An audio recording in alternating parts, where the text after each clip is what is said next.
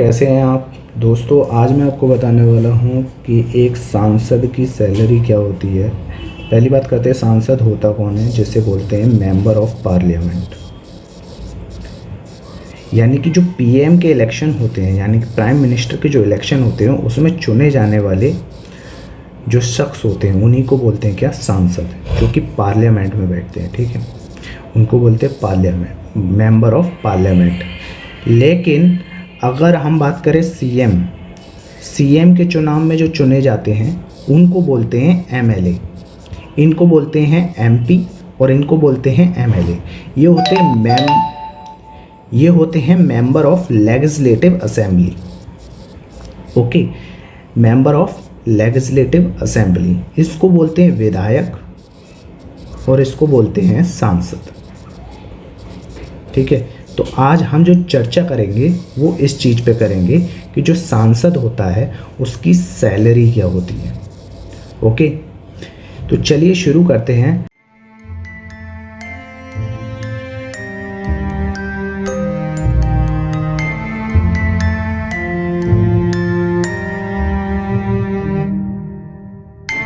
Let's begin. तो दोस्तों, एक एमपी की सैलरी क्या होती है। एक एमपी की सैलरी की अगर बात करें तो उसकी मंथली सैलरी होती है 1,00,000 रुपये। ठीक है, इसकी मंथली सैलरी जैसे आप देख सकते हैं कि यहाँ पे 1,00,000 रुपये उसकी मंथली सैलरी होती है।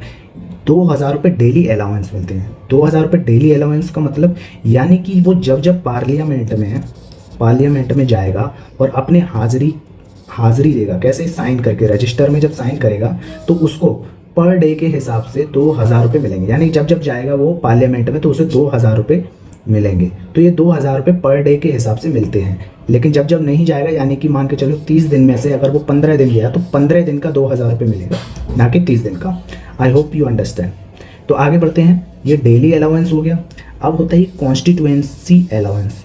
ये क्या होता है, निर्वाचन क्षेत्र भत्ता।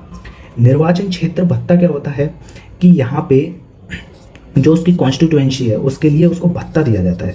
अब ये होता क्या है, इसका ये क्या करते हैं, तो इसका कोई ये मुझे नहीं लगता कि इसका कोई ज़्यादा ये यूज़ भी करते होंगे। ये अपने उसी के लिए ही इनकी सैलरी में इंक्लूड है। ठीक है, तो 70,000 ये मिलते हैं और ऑफिस एक्सपेंस मिलते हैं इनको। ऑफिस एक्सपेंस कितने मिलते हैं, 60,000। अब ये 60,000 कैसे मिलते हैं, तो 60,000 में जो ऑफिस में जो इनका जो सहायक होंगे तो 40,000 उसके मिलेंगे और 20,000 इनकी स्टेशनरी, यानी कि ऑफिस में जितना भी इनका स्टेशनरी का खर्चा है वो मिलेगा और 40,000 जो सहायक वगैरह हैं उसका मिलेगा। ये चीज़ हो गई। अब आगे बात करें तो रेलवे यात्रा जो है इनकी वो क्या होती है, एसी फर्स्ट क्लास में इनकी रिजर्व रहती है और अनलिमिटेड टाइम ये जो है क्या कर सकते हैं, ट्रैवल कर सकते हैं कहीं भी और कितने भी टाइम। ठीक है, एनुअली एयर जो होती है, यानी कि एयर से कितनी कर सकते हैं, ठीक है, हवाई यात्रा कितनी कर सकते हैं, तो 34 जो है वो एयर ट्रिप्स फ्री होती हैं।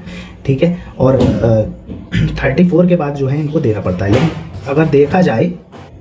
लेकिन अगर देखा जाए तो 34 तक तो कोई ट्रिप्स करता ही नहीं है, पहली बात तो। ठीक है, तो 34 में इनकी फ्री ट्रिप्स होती हैं। ठीक है, लेकिन ये एसी में नहीं, इकोनॉमी में भी जा सकते हैं। ठीक है, इनके लिए एसी रिजर्व नहीं है। लेकिन रोड में जो होता है वो 16 रुपये पर किलोमीटर के हिसाब से मिलता है। अब ये कैसे, जैसे कि अपनी गाड़ी है इनकी कोई और ये ले जा रहे हैं कहाँ, आगरा टू लखनऊ ले जा रहे हैं। अब आगरा टू लखनऊ ले जा रहे हैं, लखनऊ ले जाने में जितना भी खर्चा हुआ 150 किलोमीटर है, तो 150 किलोमीटर इंटू 16 के हिसाब से ही लगाएंगे और उसकी जो रसीद होगी वो ला के पार्लियामेंट में जमा करेंगे, उसके हिसाब से इनको पैसा मिल जाएगा।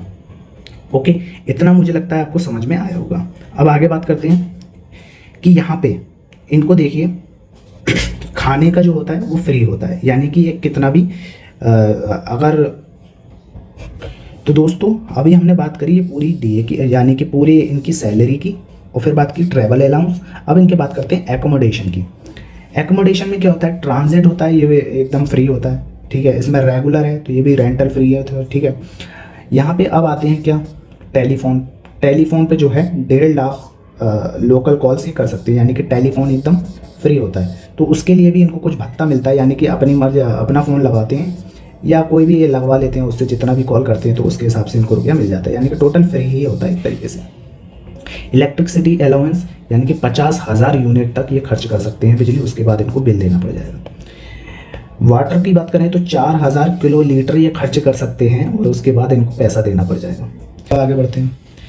वन टाइम फर्नीचर अलाउंस बनता है, यानी कि अगर तुम सांसद बन जाते हो तो आपको 1 लाख रुपए फर्नीचर के लिए मिलेगा, यानी कि अपने घर में जो भी आपका बंगला है जो मिलेगा तो उसमें फर्नीचर और जो भी चीज़ें हैं आपकी ज़रूरत के मुताबिक उसके लिए 1 लाख रुपए मिलेगा कि 1 लाख रुपए में अपनी ज़रूरतों का सामान खरीद लें, जिससे आप कहीं भी किसी को बिठा पाएँ और जो भी चीज़ें हैं वो कर पाएँ। ठीक है, तो 1 लाख रुपए उस चीज़ का मिलता है।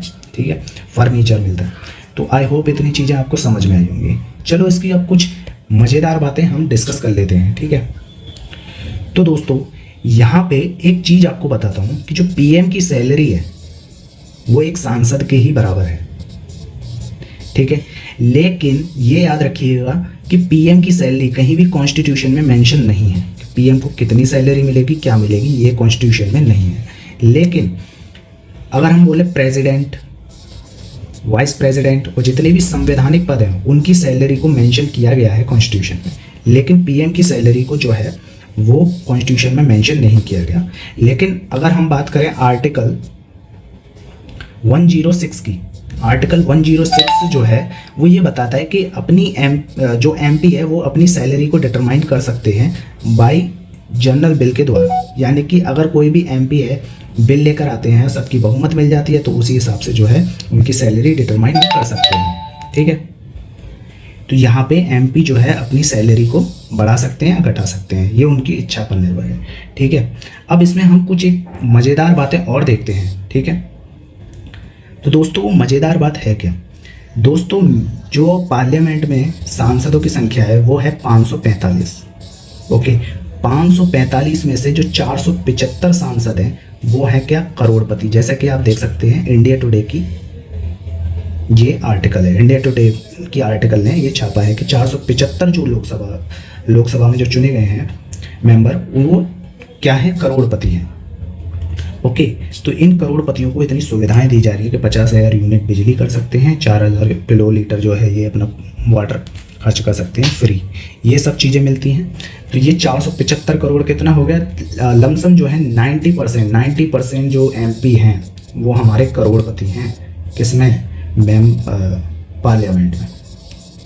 तो आप सोच सकते हैं कि भाई करोड़पतियों को इतनी सैलरी की क्या ज़रूरत है। ऊपर से जो और चीज़ें हैं इसके बारे में भी अभी और चर्चा करेंगे। तो दोस्तों यहाँ पे जैसे मैंने बताया था कि पीएम की सैलरी एक सांसद के बराबर होती है। ओके, एक सांसद के ही बराबर होती है, लेकिन बस 3000 रुपये का एक अलग से अलाउंस पीएम को मिलता है जो कि इसकी सैलरी में, जो कि पीएम की सैलरी में ऐड हो जाता है, जो कि सांसद की सैलरी से थोड़ा ज़्यादा हो जाता है, यानी कि 3000 रुपये ही ज़्यादा। ओके, अब सांसदों की सैलरी ये जो है ये बढ़वाने के ऊपर ये सिर्फ यही डिसाइड करते थे कि हमारी सैलरी कितनी होगी, क्या होगी। तो इसके लिए जो है क्या हुआ कि 20 अप्रैल 2020 में क्या हुआ कि एक कानून था। कानून का नाम क्या था,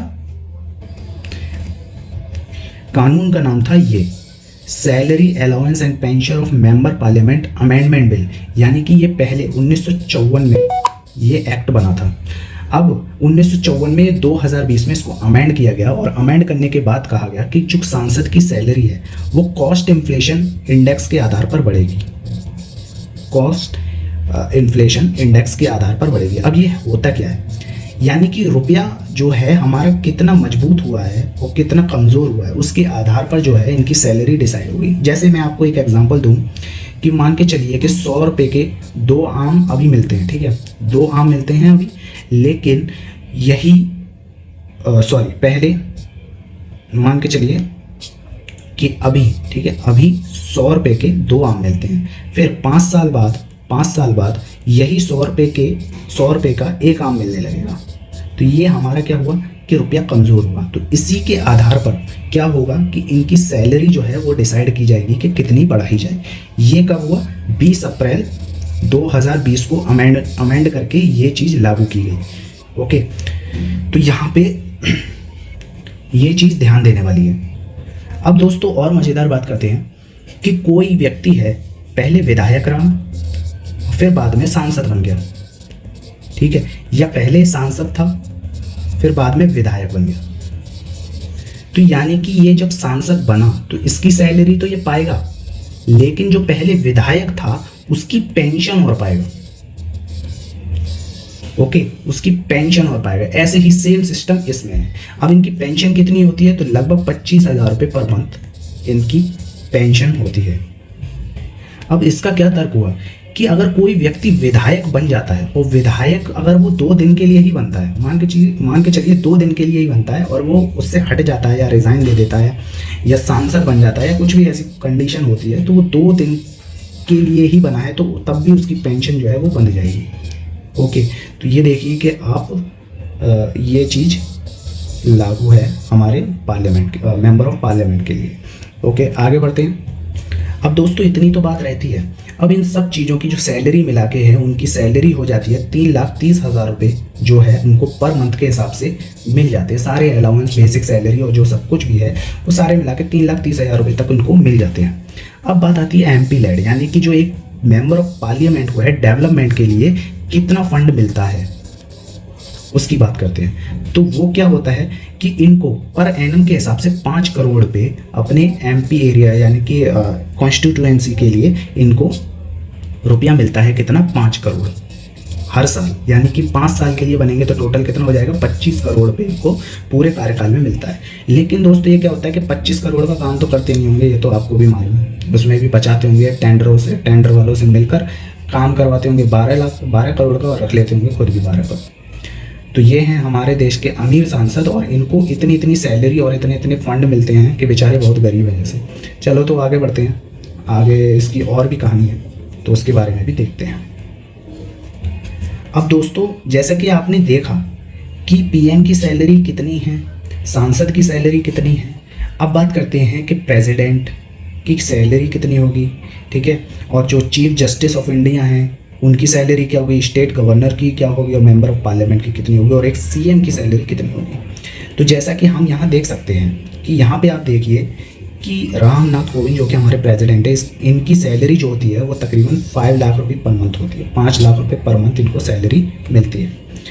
ओके, यहाँ बात करें PM की, तो PM की सैलरी कितनी होती है, यहाँ 2,75,000 है। और वही चीज़ जो थी MP में भी बैठ रही थी, लेकिन टोटल अलाउंस मिला के तकरीबन 3,30,000 रुपये, और जो कि PM को 3,000 रुपये एक्स्ट्रा मिलते हैं जैसे कि मैंने पहले बताया था। तो पहले बताया था तो क्या हो जाता है 3,33,000 रुपये, ये हो जाती है PM सैलरी। ओके, फिर इसके बाद करते हैं चीफ जस्टिस ऑफ इंडिया की कितनी होती है, वो होती है 2,80,000। ये इनकी सैलरी है दोस्तों, ठीक है। इनको ये सारी चीज़ें हैं, भत्ते, सुविधाएं वगैरह, अलाउंस, जो भी डियरनेस अलाउंस जो भी है, जो भी मिलती हैं वो सारी चीज़ें इनको शामिल है। अब बात करते हैं स्टेट गवर्नर। स्टेट गवर्नर को कितनी मिलती है, वो मिलती है 3.5 लाख रुपये। इनको डायरेक्ट मिलता है 3.5 लाख, क्योंकि 3.5 लाख मिलता है, ठीक है। अब बात करते हैं मेंबर ऑफ पार्लियामेंट, जो कि मैंने बताया था 1 लाख रुपये ये बेसिक पे है दोस्तों इनकी। सॉरी एक गड़बड़ हो गई यहाँ पे कि ये जो है इनकी बेसिक सैलरी है, basic salary. Okay, 5 lakh rupees किनकी, रामनाथ कोविंद, ठीक है, और जो PM साहब हैं उनकी इतनी है, और जो हमारे चीफ जस्टिस ऑफ इंडिया वो इतनी है, और स्टेट गवर्नर की इतनी है, और मेंबर ऑफ पार्लियामेंट की 1 लाख है, लेकिन जो अलाउंस जोड़ के वो तकरीबन कितनी हो जाती है, 3,30,000। तो ये सब चीज़ें हैं। अब यहाँ पे बात करते हैं कि CM जो है उनकी सैलरी कितनी होती है। तो CM की सैलरी आप यहाँ देख सकते हैं कि जैसे कि उत्तर प्रदेश में 3,65,000 जो है UP CM जो है योगी आदित्यनाथ, उनकी सैलरी है। इसी के साथ अगर हम देखें तो 1,75,000 जो है वो अशोक गहलोत जो कि राजस्थान के PM है, CM है।